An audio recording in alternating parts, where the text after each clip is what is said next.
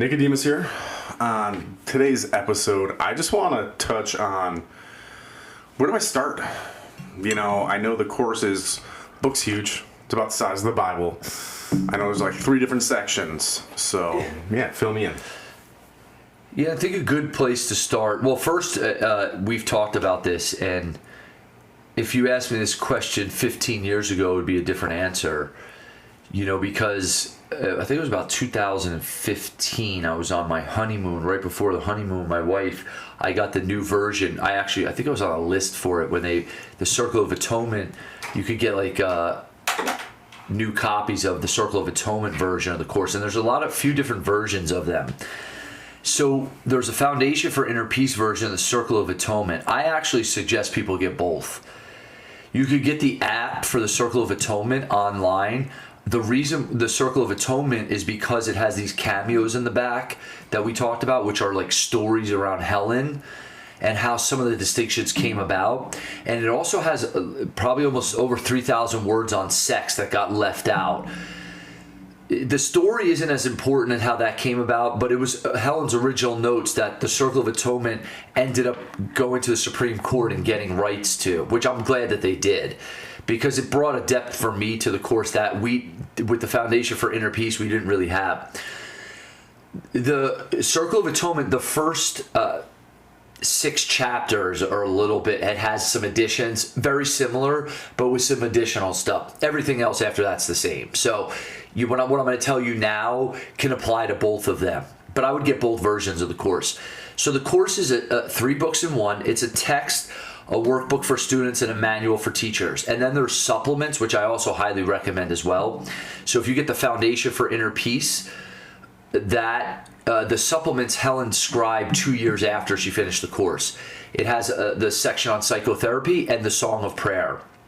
I definitely recommend reading those as well, especially for people that are, whether you're a coach or a therapist or a healer in any way, the psychotherapy is really powerful. The where to start, the text is obviously the foundational and the most daunting of the whole teaching. It's my favorite part, I would say. I mean, when I say favorite, the whole book is my favorite, but I really go to the text a lot. It's a lot for people because it's written in basically most of the book is what's called iambic pentameter, and it has this tempo, which is like Shakespeare used. And a lot of people have a difficult time because we don't write in iambic pentameter anymore. There's a poetry about it. And as it goes on, it gets more iambic pentameter as the book goes on. You might not notice it. We weren't taught what it is, but it's important. There's a lot of like double negatives and things like that. What I tell people is if you're reading a paragraph in the text and you don't understand it, keep reading on because it'll explain it very often. There's the text, there's the workbook for students, which is a lesson every day for the entire year. And then there's the manual for teachers. After the manual for teachers, there's clarification of terms and those supplements. I tell people often you might want to start in the back of the book, like the clarification of terms, the manual for teachers, like it has questions, things about reincarnation, how is peace possible in the world? How does the teacher of God spend their day? Like questions like that. So it's really practical. The text is way more ethereal. It's beautiful. It's like, wow. It totally feels like when you read the text, it came from beyond this realm. Really, that's been my experience. The workbook for students is a lesson every day. That's critical though. And it's probably the most critical part in terms of the application of the principles in the text. So I tell people you should definitely do the lessons. The course even says, like, to truly step into your role as a teacher of God, you can't step into that without doing the lessons. Because the lessons build and they really retrain our minds. And if you do them every day and stay disciplined, at the end of a year, you will not. I mean, I've done them 4 times. I'm probably going to start them a 5th time. The first time I did them, and it took me over like almost between a year and 2 years to finish them. Because you could stay on a lesson and maybe I missed, or, I didn't have the discipline at that time in my life. And it's really profound though, these lessons. Now, and for our listeners, on January 1st, we're going to be starting the daily lesson. So one day every day for the year, 365 of them. Yeah. So that'll be the workbook for students. Then the manual for teachers, and we'll talk about each lesson as we go through them. You know, we could, some things, there's a lesson there, everyone goes, what the heck, what I see is a form of vengeance. You know, people are like, what the heck are you talking about? What I see is a form of vengeance. What? Yeah, what? Well, when you start to understand the text, and it'll build on itself, the lessons. It's, well, when we look at the world through the eyes of the ego, what we do see is a form of vengeance, because the world, the Course says, is an attack on God. The world through the eyes of the ego. Now, it doesn't need to be that. It could be used for a different purpose, to heal and to bless and to practice forgiveness and miracles. Now, that's the text. I tell people all the time, like, you can't mess it up. So go where you feel like you're led. You know, start with maybe the manual for teachers. Start doing lessons. Now, most people, my experience, quit the lessons by like lesson 100 or so. It's amazing because the lessons ask for more time. So in the beginning, you start a minute in the morning, minute at night. But it starts to pick up to like 15 minutes in the morning, 15 minutes at night. I can't tell how many people say to me like, you know, it's just like, it's a lot of time. And when you think about what we're saying, and I totally get it because I've done it. I've been like, when my life was more busy, which I'm really interested to see it now after having studied this for, gosh, now almost 20 years, like what it would be like for me now.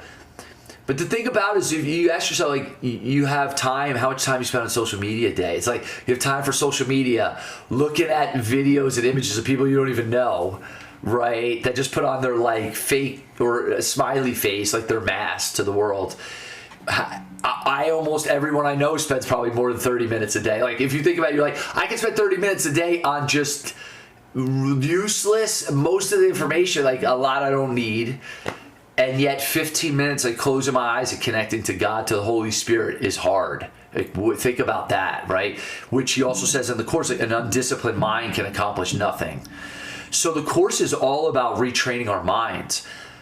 I would say start wherever you feel called to. Now, going back to the Circle of Atonement edition, these cameos are so profound.